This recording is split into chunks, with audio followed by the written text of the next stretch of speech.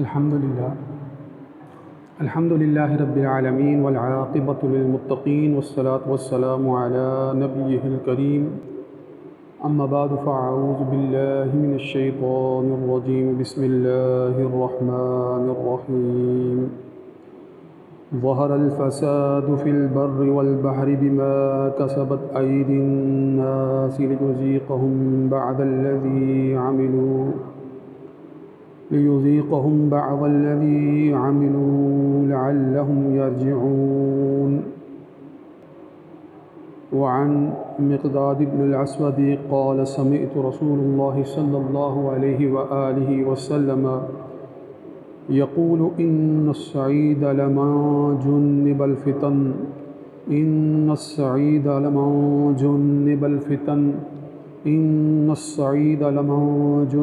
الفتن وَلَمَنِ ابْتُلِيَ فَصَبَرَ رواه أبو داود. وعن أبي هريرة رضي الله تعالى عنه قال قال رسول الله صلى الله عليه وآله وسلم بادروا بالأعمال فتنا كقطع الليل المظلم يصبح الرجل مؤمنا ويمسي كافرا ويمسي مؤمنا ويصبح كافرا يبيع دينه بعرض من الدنيا رواه المسلم. وقال الله تبارك وتعالى إن الله وملائكته يصلون على النبي يا أيها الذين آمنوا صلوا عليه وسلموا تسليما اللهم صل على سيدنا ومولانا محمد وعلى آل وأصحاب سيدنا ومولانا محمد وبارک وسلم علیہ. سامعین مکرم، جیسا کہ کتاب الفتن کے ابواب کی مختلف احادیث کا ذکر جو ہے وہ چل رہا ہے، اور آج اسی ضمن میں دو مزید احادیث کا متن میں نے آپ کے سامنے رکھا ہے. میں اس سے پہلے آپ کو اس بات کی طرف نشاندہی کروا چکا ہوں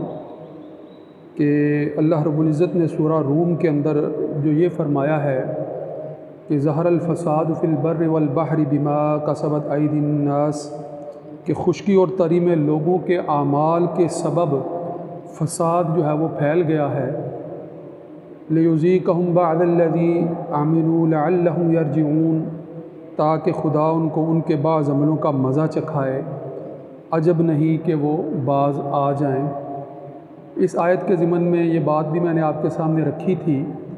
کہ یقیناً اس دنیا کے اندر جو اللہ رب العزت جو ہیں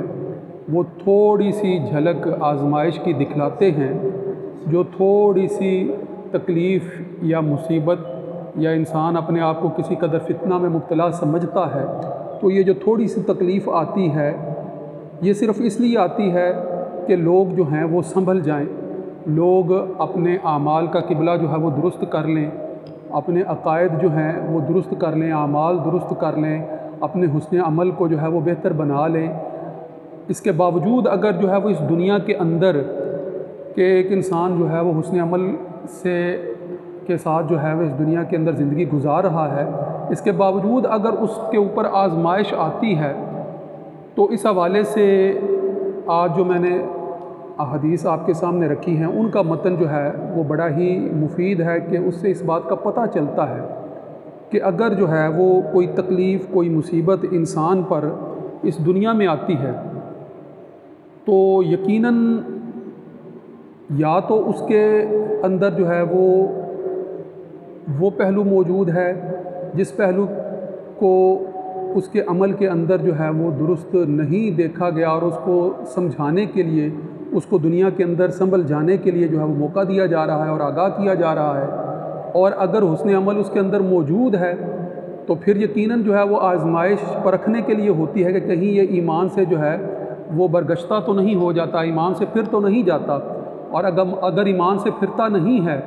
ثابت قدم رہتا ہے، صبر کا دامن ہاتھ سے جانے نہیں دیتا ہے، تو پھر ایسے افراد کے لیے جو ہے وہ اس حدیث کے اندر جو ہے وہ خوشخبری ہے. ان کے لیے اس حدیث کے اندر جو ہے وہ مبارکباد کا جو ہے وہ لفظ استعمال ہوا ہے کہ ان کے لیے جو ہے وہ خوشی ہے، وہ صبر کرنے کی وجہ سے ان کو جو ہے وہ اس دنیا میں بھی اور آخرت میں بھی سرفرازی کی نعمتوں سے جو ہے وہ مالا مال کیا جائے گا۔ تو اس حوالے سے حضرت مقداد ابن الاسود رضی اللہ تعالیٰ عنہ کی جو روایت ہے وہ ذرا پیش نظر رکھ لیں کہ عن المقداد ابن الاسود قال سمعت رسول اللہ صلی اللہ علیہ وآلہ وسلم، فرماتے ہیں کہ میں نے خود رسول اللہ صلی اللہ علیہ وآلہ وسلم کو یہ فرماتے ہوئے سنا۔ کیا فرماتے ہیں؟ اب ذرا یہ دیکھیے کہ یہ جو الفاظ ہیں یہ آپ صلی اللہ علیہ وآلہ وسلم نے 3 دفعہ دہرائے ہیں۔ یہ الفاظ جو حدیث کے ہیں یہ 3 دفعہ آپ نے دہرائے ہیں۔ کیا فرمایا؟ ان السعید لمن جنب الفتن، ان السعید لمن جنب الفتن، ان السعید لمن جنب الفتن، یعنی یقیناً وہ بندہ نیک بخت اور خوش نصیب ہے جو فتنوں سے محفوظ رکھا گیا۔ جو شخص فتنوں سے محفوظ رکھا گیا وہ خوش نصیب ہے یقیناً۔ اور آپ نے یہ 3 دفعہ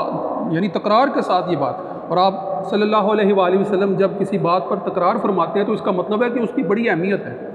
اس کی بڑی اہمیت ہے کہ وہ بات بڑی اہم ہے۔ یقیناً یہ بات کم اہم تو نہیں ہے کہ ایک فرد جو ہے وہ دنیا کے اندر مختلف مصائب اور مصیبتوں کے حالات ارد گرد بپا ہونے کے باوجود ان سے محفوظ رہے، یہ معمولی بات نہیں ہے، یہ بڑی اہم بات ہے۔ تو لہٰذا آپ صلی اللہ علیہ وآلہ وسلم نے بارہا جو ہے وہ اس حدیث کے اندر جو ہے وہ اس کا تذکرہ فرمایا کہ ان السعید، کہ بے شک نیک بخت ہے، بے شک خوش نصیب ہے، لمن جنب الفتن، جس کو جو ہے وہ فتنوں سے محفوظ رکھ لیا گیا، جس کو فتنوں سے بچا لیا گیا، جس کے اوپر جو ہے وہ فتنہ اور فساد کے حالات جو ہے وہ اثر انداز نہیں ہوئے ہیں، وہ شخص جو ہے وہ انتہائی خوش نصیب ہے، وہ بے حد خوش نصیب ہے۔ اور وہ وَلِمَنِ ابْتُلِيَ فَصَبَرَ، اور جو اس میں مبتلا کیا گیا اور اس نے صبر کیا، جو اس میں مبتلا کیا گیا یعنی فتنے اور آفت میں جو ہے وہ اپنے حالات کو جو ہے وہ محسوس کرتا ہے کہ اس کو جو ہے وہ اس سے کافی نقصان پہنچا ہے، تکلیف پہنچی ہے، ظاہری تکلیف ہے، جسمانی تکلیف ہے، ذہنی کوفت ہے، بہت انداز سے جو ہے وہ انسان تکلیف جو ہے وہ برداشت کرتا ہے۔ تو اگر وہ مبتلا کیا گیا ہے، اگر وہ مبتلا کیا گیا ہے اور ان مصیبتوں پر اس نے صبر کر لیا ہے، ان آفات پر صبر کر لیا، ان فتنوں کو جو ہے وہ برداشت کر گیا ہے، یقیناً یہ فتنے بہت بڑی آزمائش ہوتے ہیں، ایمان پر جو ہے وہ بہت بڑی ضرب جو ہے وہ لگا رہے ہوتے ہیں، ایمان کی سب سے بڑی آزمائش ہوتی ہے، عقائد پر جو ہے وہ کاری ضرب لگا رہے ہوتے ہیں۔ آپ جو ہے وہ آج کل ان باتوں کو محسوس کر رہے ہیں کہ کس قدر جو ہے وہ انسان تذبذب کا شکار ہوتا ہے، ہر عمل سے پہلے، گھر سے نکلنے سے پہلے، حتیٰ کہ عبادت گاہوں میں آنے سے پہلے، عبادت گاہوں میں آ کر آپس میں مل جل کر کھڑے ہونے سے پہلے، زمین پر جو ہے وہ سر رکھنے سے پہلے تذبذب کا شکار ہوتا ہے کہ کہیں جو ہے وہ کوئی اس میں اس کے لیے جو ہے وہ فتنہ کا کوئی پہلو موجود نہ ہو۔ اس قدر جو ہے وہ آزمائش اور سخت آزمائش کے یہ لمحات ہوتے ہیں۔ اب ایسی آزمائش میں وہ صبر کرتا ہے، اللہ پر یقین کامل رکھتا ہے، اللہ پر توکل رکھتا ہے کہ ٹھیک ہے میں گھر سے نکلا ہوں، اپنے آپ کو اللہ کی پناہ میں دیتا ہوں، اور اللہ کی پناہ میں دیتے ہوئے جو ہے وہ اللہ ہی کے سپرد جو ہے، جب جان جانے آفرین ہی کا جو ہے وہ حق ہے تو اسی کے سپرد کرتے ہوئے جو ہے وہ گھر سے نکلتا ہے، اور ہر حسن عمل میں جو ہے وہ اللہ کی رضا، اللہ کی خوشنودی کو اختیار کرتا ہے، اور پھر جو ہے وہ چاہے اپنے کاروبار کی جگہ پر جاتا ہے، چاہے جو ہے وہ عبادت کے لیے مساجد کی طرف جاتا ہے، یا جس بھی جو ہے وہ عمل کو اختیار کرنے کے لیے نکلتا ہے،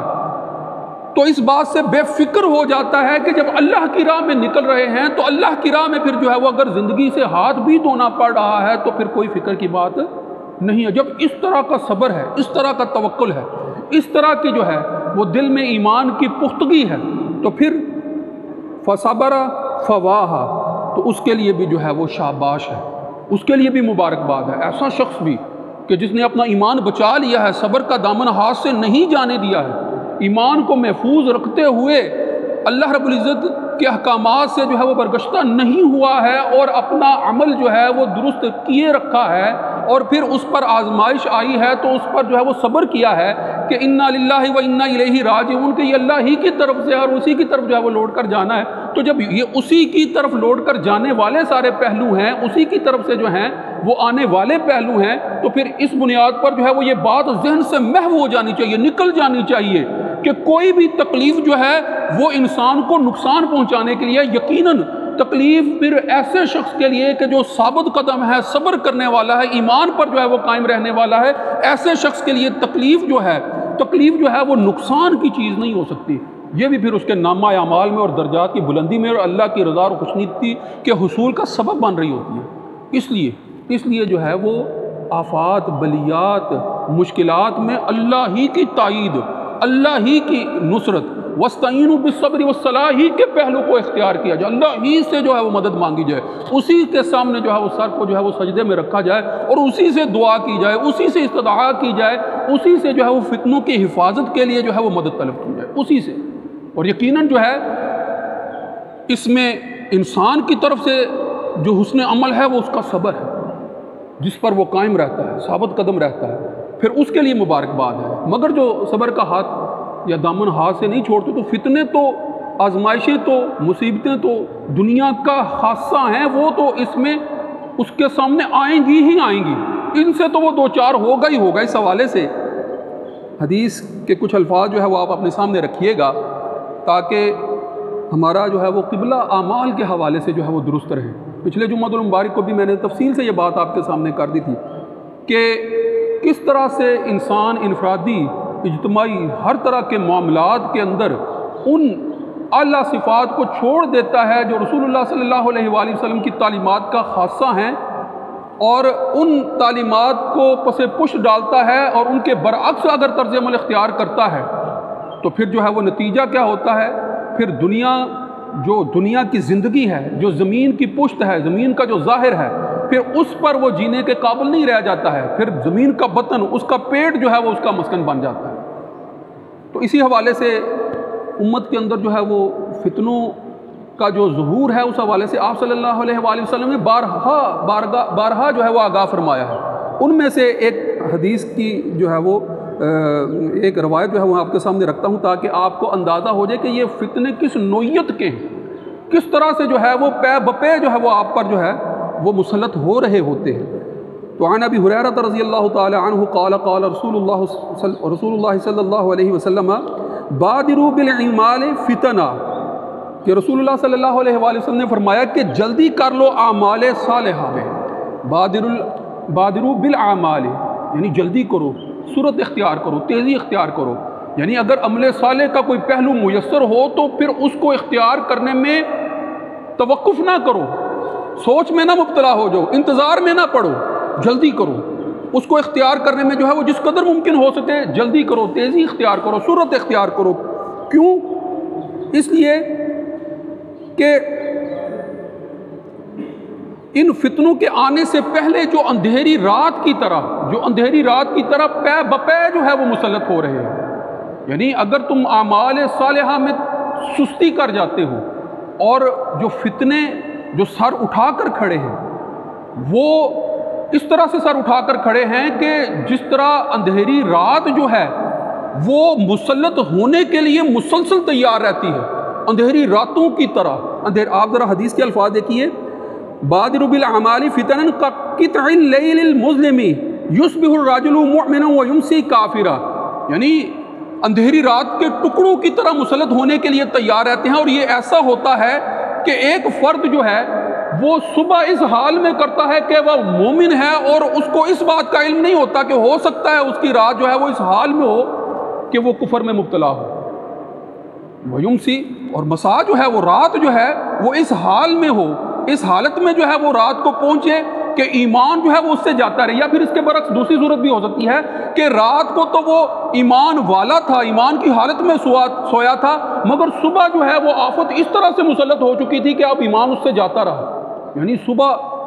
تو یہ فتنے تو ایسے ہیں کہ دن اور رات میں کسی بھی لمحے جو ہیں وہ صورت کے ذات حملہ آور ہونے والے ہیں، لہٰذا ان کے تم پر مسلط ہونے سے پہلے تم اپنے اعمال صالحہ میں جلدی کر لو، نیکی کر لو، تاکہ تمہارے اعمال صالحہ جو ہیں وہ تمہارے لیے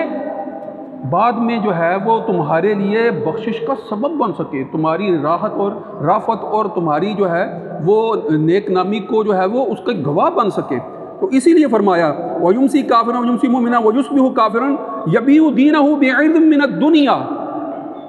فرمایا کہ یہ ایسا ہی ہوتا ہے کہ انسان پر جب فتنے مسلط ہوتے ہیں تو وہ دنیا کی تھوڑی سی خواہش اور لالچ کو پورا کرنے کے لیے اپنا دین فروخت کر بیٹھتا ہے، یبیع فروخت کر دیتا ہے، بیچ ڈالتا ہے۔ یعنی ارد گرد سازشیں، فتنے اس طرح سے جو ہے وہ انسان کی طرف بڑھ رہے ہوتے ہیں، اس طرح سے بڑھ رہے ہوتے ہیں کہ صبح وہ ایمان کی حالت میں تھا، مگر لالچ کا عنصر، خواہشات نفس کا غلبہ جو ہے وہ اس قدر جو ہے وہ مسلط ہوا، فتنے میں ایسا مبتلا ہوا کہ وہی صبح کی حالت جو ہے وہ رات کو جو ہے وہ کفر کی حالت میں تبدیل ہو چکی تھی۔ اور اس کا سبب کیا بنا کہ تم نے تھوڑی سی خواہش کے بدلے، تھوڑی سی لالچ کے بدلے اپنے دین کو دنیا کے بدلے بیچ ڈالو، صرف اس وجہ سے۔ تو فتنے تو اس طرح تیزی سے سرعت کے ساتھ جو ہے وہ مختلف اطراف سے مسلط ہونے کے لیے جو ہے وہ تیار کھڑے ہوتے ہیں، بڑھ رہے ہوتے ہیں۔ انسان کا کیا حصہ ہے؟ انسان جو اللہ رب العزت پر یقین کامل رکھتا ہے، ایمان پختہ رکھتا ہے، رسول اللہ صلی اللہ علیہ وآلہ وسلم کی رسالت کو جو ہے وہ دم بھرتا ہے، اس کا خاصہ یہی ہے کہ وہ کسی بھی فتنے کو اپنے اوپر مسلط ہونے سے پہلے اس کے خلاف جو ہے وہ چارہ جوئی اختیار کر لیتا ہے۔ اور جب وہ ایسا عمل اختیار کر لیتا ہے تو اگر وہ فتنے سے بچا لیا گیا ہے تو اس کے لیے تو انتہائی مبارکباد ہے، جیسا کہ حدیث کے الفاظ ہیں۔ اور اگر وہ بچا لیا نہیں گیا، یعنی فتنے میں کسی طرح سے مبتلا ہوا ہے، مبتلا ہونے کے بعد پھر بھی ثابت قدم رہتا ہے، پھر بھی صبر کا ہاتھ جو ہے وہ نہیں چھوڑتا ہے، تو بالآخر جو ہے اس کے لیے بھی پھر جو ہے وہ مبارکباد ہے، اس کی بھی خوش قسمتی ہے کہ وہ اپنے آخرت کو جو ہے وہ اس حوالے سے جو ہے وہ سنوارنے والا بن جائے گا۔ وآخر دعوانا ان الحمدللہ رب العالمین۔ سنتیں ادا فرما۔